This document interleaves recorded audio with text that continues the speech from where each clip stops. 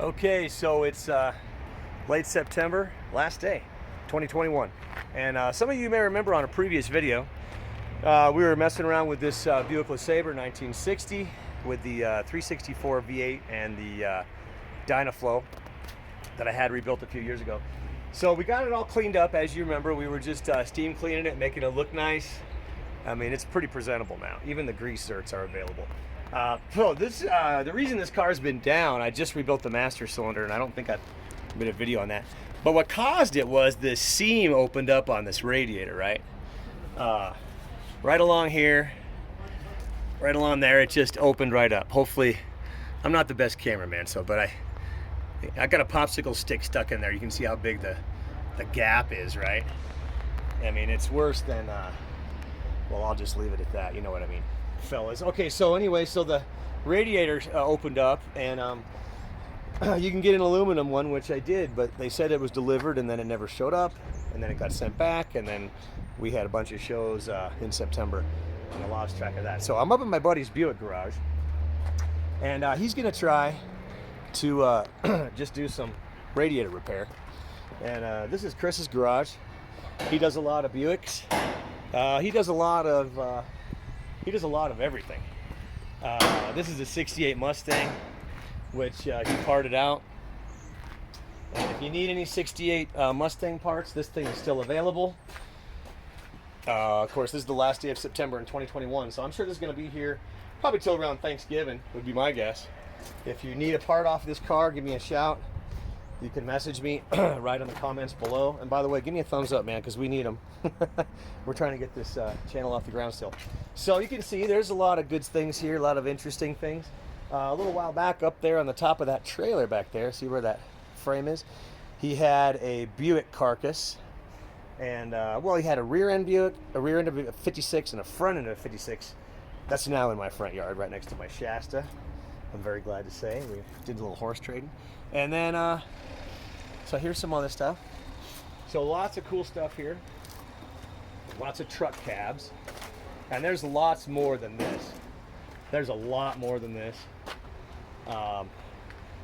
There's a lot of stuff here. A lot of Buicks, a lot of old Hudson. So anyway, right in here, he's putting his skills to work on this radiator seam. We'll see if we can save it.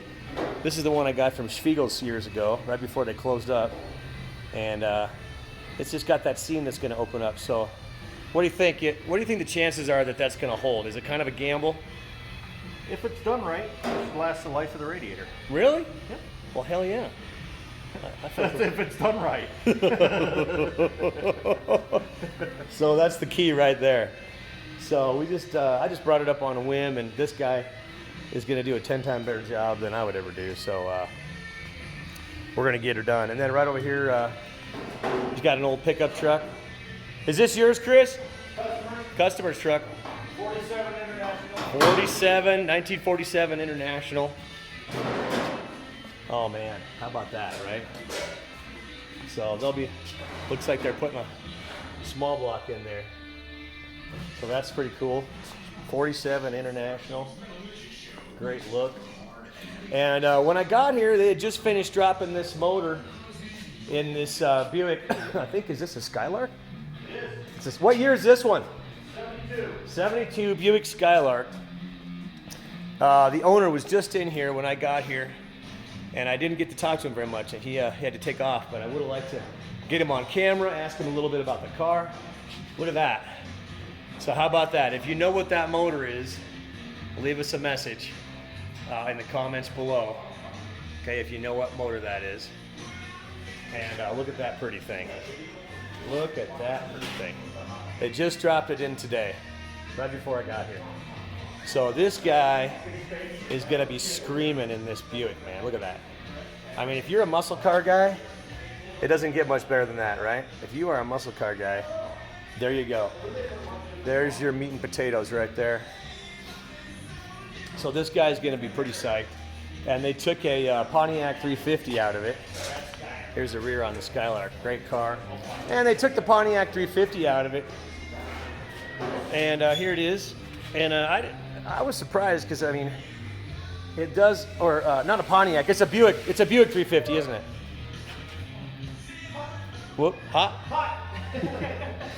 So this is a Buick engine that came out of here, right? Not a Pontiac? That's a Buick. Okay, yeah. A Buick 350. Correct. Okay. With a turbo 350 transmission. With a turbo 350 tranny.